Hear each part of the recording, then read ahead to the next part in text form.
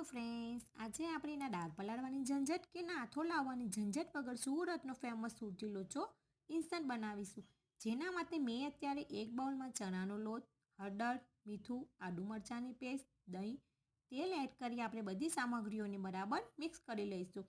ત્યારબાદ આપણે તેમાં પાણી એડ કરી સ્મૂથ બેટર બનાવી લઈશું. તમે પાણીની જગ્યાએ છાશ પણ એડ કરી શકો છો. ત્યારબાદ આપણે તેમાં ઈનો એડ કરીશું. હવે ઢોકળાની પ્લેટને તેલ વડે ગ્રીસ કરી તેમાં લોચા માટેનું બેટર એડ કરીશું.